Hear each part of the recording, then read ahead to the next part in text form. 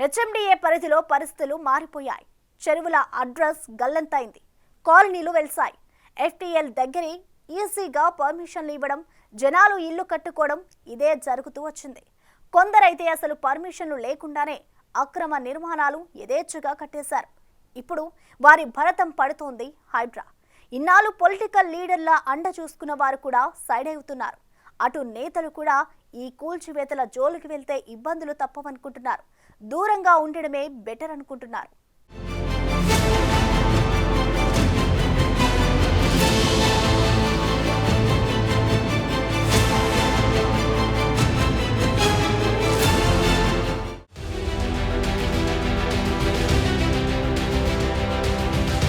హైదరాబాద్ సిటీలోని 56 చెరువులకు సంబంధించి నేషనల్ రిమోట్ సెన్సింగ్ సెంటర్ 1979 నుంచి 2023 మధ్య స్టడీ చేయగా 60% చెరువుల భూములు కబ్జాలకు గురైనట్లు తేల్చింది. గ్రేటర్ హైదరాబాద్ శివార్లలోని ప్రధాన చెరువులు 56 ఉండగా 44 ఏళ్ల కిందట ఈ చెరువుల విస్తీర్ణం 10,416 ఎకరాలుగా ఉండేదని గుర్తించింది. కానీ ఇప్పుడు వాటి విస్తీర్ణం 3,974 ఎకరాలున్నట్లు తేల్చారు.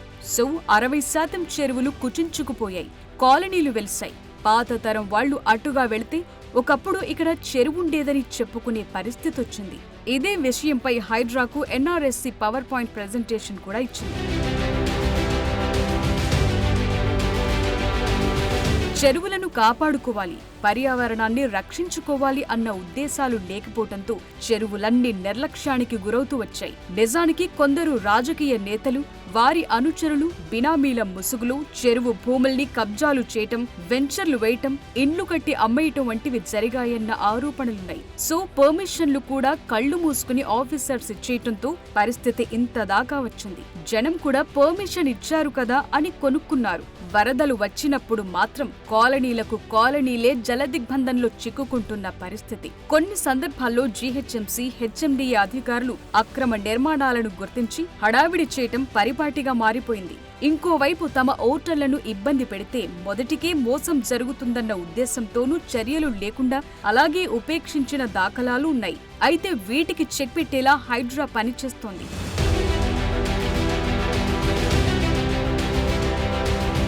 ఇన్నాళ్లు గ్రేటర్లో చెరువుల బాధ్యతలను హైదరాబాద్ మహానగర అభివృద్ధి సంస్థ పర్యవేక్షించింది. దీని పరిధిలో హైదరాబాద్, రంగారెడ్డి, మేడ్చల్ జిల్లాల్లోని 1728 చెరువులున్నాయి. ఈ చెరువుల పూర్తి నీటి మట్టం, బఫర్ జోన్ హద్దులను నిర్ధారించడంలో దశాబ్దాలుగా నిర్లక్ష్యం చూపారు. కేవలం 200 చెరువుల హద్దులను మాత్రమే నోటిఫై చేశారు.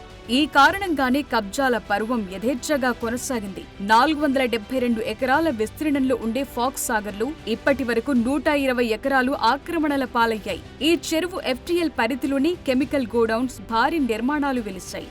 శేరిలింగంపల్లిలోని దేవునికుంట, సున్నం చెరువు, మంగలికుంటలు దాదాపు కనుమరుగయ్యాయి.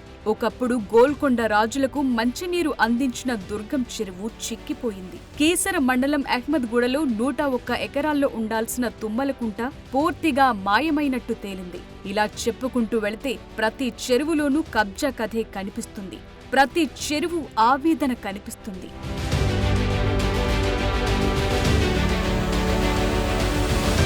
కొన్ని సందర్భాల్లో అయితే అక్రమ నిర్మాణాలను పూర్తిగా కూల్చివేయటం కాకుండా నిర్మాణాల పైకప్పు, గోడలకు పెద్ద పెద్ద రంధ్రాలు చేసి వదిలిస్తూ వచ్చారు. నేతలు, రియల్టర్లు తమ పలుకుబడి ఉపయోగించి తరువాతి చర్యలు లేకుండా చూసుకున్నారు. భవనాలకు పెట్టిన రంధ్రాలను పూడ్చేసి తమ దందా కంటిన్యూ చేస్తున్నారన్న ఆరోపణలు కూడా ఉన్నాయి. సో ఇప్పుడు పరిస్థితి మారింది.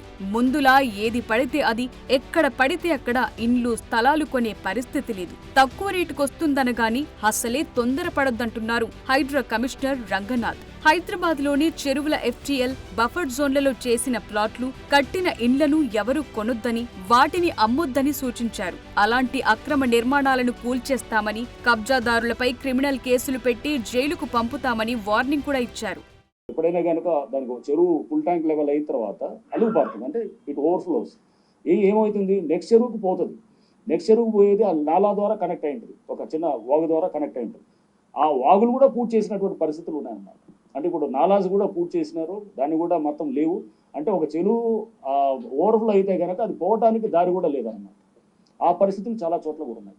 సో అందుకోసం ఎన్నింటిని కూడా మన రివైవ్లో ఎన్నింటిలో కూడా ఈ ఫేజెస్లో మనం గ్రాడ్యువల్గా we have to do this.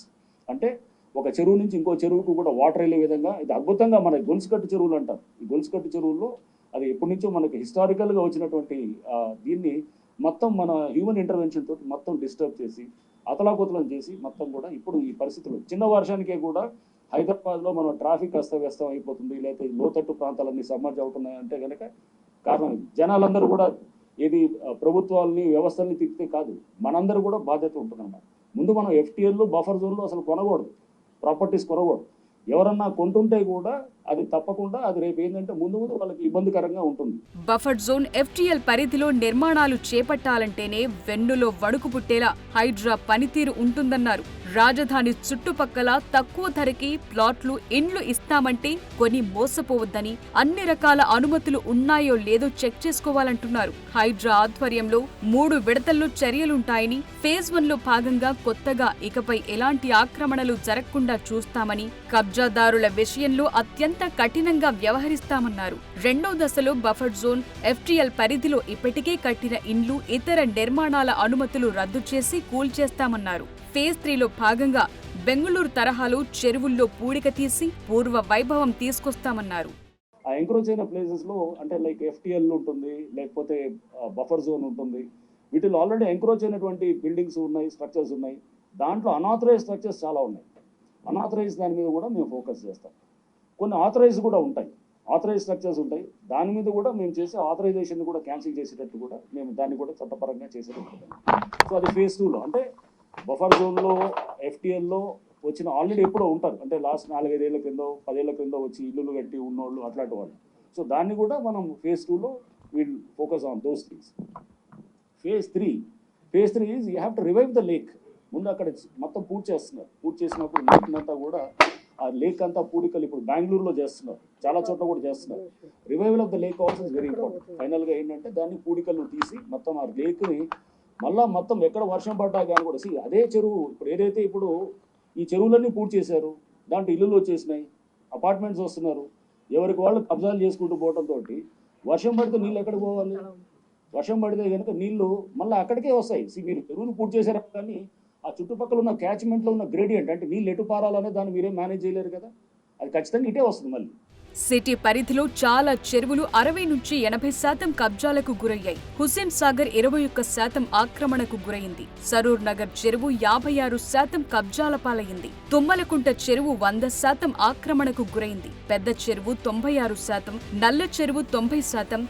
ఇలా చెప్పుకుంటూ వెళితే అన్నిటిది ఒకే కథ. కానీ ఈ కథ మార్చేందుకు హైడ్రా పూర్తి స్థాయిలో అన్ని రకాలుగా సిద్ధమైంది. ఎలాంటి ఒత్తిళ్లనైనా తట్టుకునేలా యాక్షన్ ప్లాన్ రెడీ అయింది. అనుకున్నట్టుగానే సిటీ నలువైపులా పని మొదలుపెట్టారు. ప్రభుత్వ భూముల రక్షణ కోసం, పర్యావరణం కోసం ఎక్కడి వరకైనా ఎందాకైనా అంటున్నారు.